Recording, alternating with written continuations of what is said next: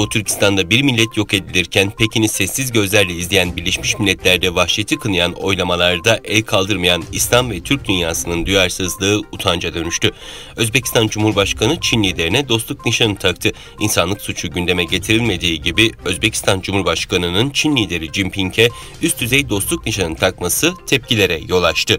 Almanya merkezli Doğu Türkistan Kültür ve Enformasyon Merkezi Etik Başkanı Abdülcelil Karakaş, soykırıma dur deneceğine üstüne bir de madalya takılıyor tepkisi gösterdi. Türk polisinin son günlerde Çin'i protesto etmek isteyen Uygurlara yönelik sert tutumunun kabul edilemez olduğunu vurgulayan Karakaş, topluca katledilen Uygurlar unutuldu. Bu utanç unutulmaz dedi. Doğu Türkistan'da dünyanın gözü önünde soykırıma devam eden Çin'in bu kez de Covid-19 bahanesiyle Uygur Türklerine 40 gün süreli zorunlu tecrit uyguladıklarını ifade eden Yeniden Refah Partisi Genel Başkanı Fatih Erbakan, Sayın Cumhurbaşkanı Erdoğan'ın Şanghay Beşlisi toplantısı için bulunduğu Samarkand'da Çin yönetimine en net bir şekilde bu zulmü durdurması için gerekli uyarıları yapmaya davet ediyoruz dedi. Dünya Uygur Kongresi eski başkanı Uygurların manevi annesi Rabia Kadir Hanım bir açıklama yaparak Uygurları bütün bir halk olarak harekete geçmeye çağırdı.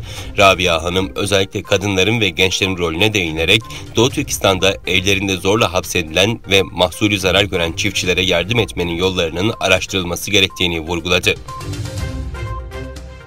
İngiltere'nin başkenti Londra'da parlamentoya ev sahipliği yapan Westminster Salonu'nda halka açılan Kraliçe 2. Elizabeth'in naaşını ziyaret etmek isteyen Çin hükümeti heyeti yasak yedi. Politico ve BBC News'in haberine göre Britanya parlamentosunun alt kanadı Avam Kamerası Başkanı Çin hükümeti heyetinin Westminster Salonu'na erişim talebini reddetti. Başkan bunu Pekin'in Britanya parlamentosunun 7 üyesine yaptırım uygulamasıyla gerekçelendirdi. Çin geçen yıl Uygur Müslümanlarına kötü muamele suçlamalarına misilleme olarak 7'si parlamenter 9 Britanyalıya seyahat yasağı ve mal varlıklarını dondurma getirmişti. Çin, egemenlik ihtilafı içinde olduğu ABD'nin Tayvan'a yapmayı planladığı 1,1 milyar dolarlık silah satışında payı olan iki savunma ve havacılık şirketinin yöneticilerine yaptırım uygulayacağını bildirdi. Dışişleri Bakanlığı sözcüsü, Pekin'de düzenlenen basın toplantısında Çin hükümetinin iki şirketin yönetim kurulu başkanı ve üst düzey yöneticilerine yaptırım uygulama kararı aldığını duyurdu. Çin Propaganda Ağı Tanrı Dağı sitesinde yer alan 12 Eylül tarihli habere göre Çin rejimi mevcut enerji ihtiyaçlarını karşılamak için büyük miktarlarda Doğu Türkistan'ın kömür kaynaklarını Çin'e transfer etmeyi planlıyor.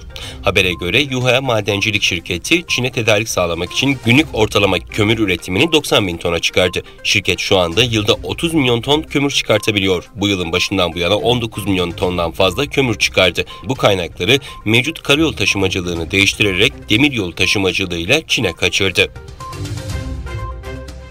Çin'in en büyük telekomünikasyon operatörü China Telecom'un merkez binasında yangın çıktı. Gökdelende çıkan dev yangın sebebiyle binanın onlarca katının alevler içinde kaldığı ve çevreye yoğun bir duman yayıldığı görüldü.